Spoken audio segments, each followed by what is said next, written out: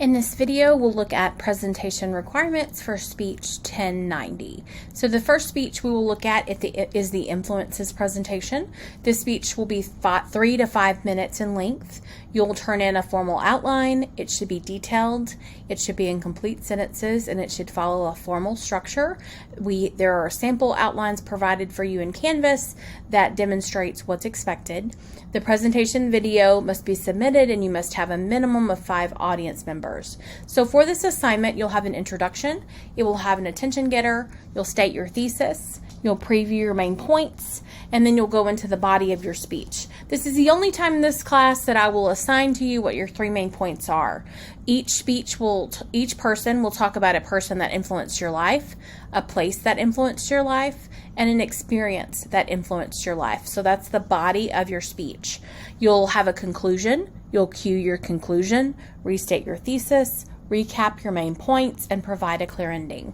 Do remember in all of your speeches to make sure that you provide transitions and signposts as you continue through your speech. For example, at the end of the introduction, you would say, as we continue, I'm going to talk to you about a person, a place, and an event that has influenced my life. To begin, let's talk about a person that influenced my life. Then you'll talk about your person. As you go to your second point, you'll say, now that you know about a person that influenced my life, let's look at a place that impacted me. And so make sure your audience knows where you are and where you've been as you go through your speech. One thing, your 3 main points don't have to tie together in this instance. So your person, your place, your experience don't have to have a connection in some way. They just all have to be the things that you think have influenced you most. Now you're going to do 2 informative presentations in this class. One will be about a person. The second will be about an object, event, or concept. So we'll talk about those more. An informative presentation about a person, topic ideas. You can talk about authors, celebrities, musicians, politicians, historical figures, activists. You can talk about mythological figures or fictitious characters. So this would be an instance, remember you do have to have research about the people, but we know that there are some mythical figures and characters that are fictitious that have really they have overarching influences. Their effect has gone beyond just the one book that they're mentioned in or a story they're a part of. And if that's something that interests you, then and you can find research, then that would be an option. Basically, it can be about any person that you can find research on. Informative presentation person requirements. You'll have a formal outline similar to the influences outline. It must be detailed. It must follow the formal structure. If you're quoting things directly within the text of your outline, you must use parenthetical citations. You can research how to do that, but when you look up APA parenthetical citations. You must have a works cited page and a minimum of 3 sources required. If you use more than 3 sources, you do need to cite all of that you use. And sources must be cited in APA format. You must have a visual aid with this assignment. It should be a technology-based visual aid such as a PowerPoint, Prezi, or slideshow, and you must have a minimum of 5 slides. Your presentation video must have 5 audience members, and when you give your speech, you must incorporate your visual aid into the presentation. This assignment must be 4 to 7 minutes in length. So, organization, very similar, introduction, an attention getter, a statement of thesis, establish your credibility. So why is this person interesting to you? Why should we listen to you talk about this person? Have you researched them? Have you been interested in them a long time? Is it somebody that's impacted your life? And then preview your main points. The 3 main points must be organized in a logical way, provide support material into each main point, and provide information without opinion.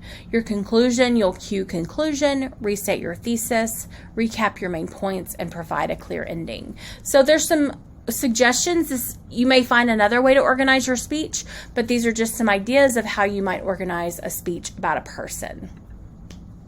The next one is an informative presentation about an event, object, or concept. So topic ideas are pretty broad here. You can talk about a place, a theory, a historical event, a disease, ailment, disability, or challenge, an interest or hobby, as long as you don't do a how-to speech, and it can be research-based. You can talk about a movement, a career, it's always interesting, I think, sometimes to do a speech on a career you're interested in, because it's something you care about and it's something you want to know more about. You can talk about a specific company. The topics are really endless as long as you don't do it over a person in this instance, or a how-to speech. So it's also 4 to 7 minutes in length. The organization is the same as the last one. You'll have a minimum of 3 sources, must be cited in APA format. A visual aid is required, and of course, audience members are required, and the visual aid must be incorporated into your speech. So organization is the same. So persuasive presentation requirement, 6 to 9 minutes. Similarly, you'll have a formal outline. It must be in complete sentences, follow the formal outline structure, just like we did with the previous speeches. There are samples in Canvas to help you with all of those. A works cited page is required with a minimum of 3 sources, and sources must be cited in APA format. You must have a minimum of 5 slides of your visual aid. It must be incorporated into your video, and once again, audience members are required. So this is kind of an example of how you would organize your persuasive speech, very similar to the other presentations. However, remember, when you are building your support material in the body of your speech, you're providing your opinion and you're also providing information that supports your opinion. So we also want to make sure that we include Aristotle's 3 types of proofs. So we want to talk about why are you a credible speaker? Then emotional proof. So some sort of emotional appeal to your audience. We talked in class about like the SPCH commercials, and they have an emotional appeal. They show the dogs that have been neglected and are not been well taken care of. And logical appeal, logos, is your facts and statistics. So when you have all 3 of those things, you're more apt to persuade your audience than if you do not. And then you'll have a clear conclusion like your other speeches. So basic presentation skills to work on. Eye contact. Practice so that you aren't reading from your notes. Gestures. It should be purposeful and to emphasize a point. Avoid putting your hands in your pockets or behind your back. Vocal variety. Don't read to your audience, talk to your audience. Practice your material and become familiar with it. Make sure that when you share your information to your audience, you're doing so in a way that adds to its importance. Speak slowly enough so that you can be heard and understood, but not so slow that your speech loses interest. Vary your voice as you would in a conversation, and avoid speaking monotone. Camera placement. I can't grade and give points for what I can't see. The camera should show all of you and not just your face. I need to be able to see your posture, gestures, facial expressions, etc. And the camera must be facing you, the speaker. Video requirements. Audience is required. It must be documented. Preview video before submitting to make sure it's complete and that you are seen and heard. I must be able to see you. You must be standing. If there is a medical reason why you can't, just let me know ahead of time.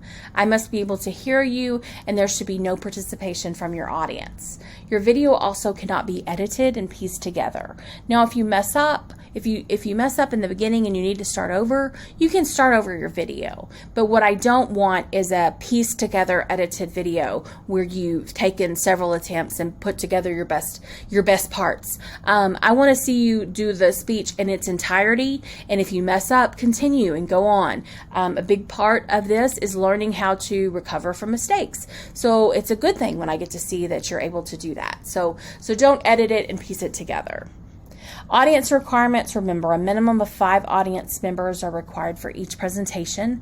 I must be able to see that your audience members are present. If possible, set up the camera where it's facing you, but the back of the audience's heads are also in view. Presentations without audience members will be graded as a 0 until a resubmission with an audience is made, and at that point, it will be graded but with a late penalty. So do remember that audiences are required for each of your presentations.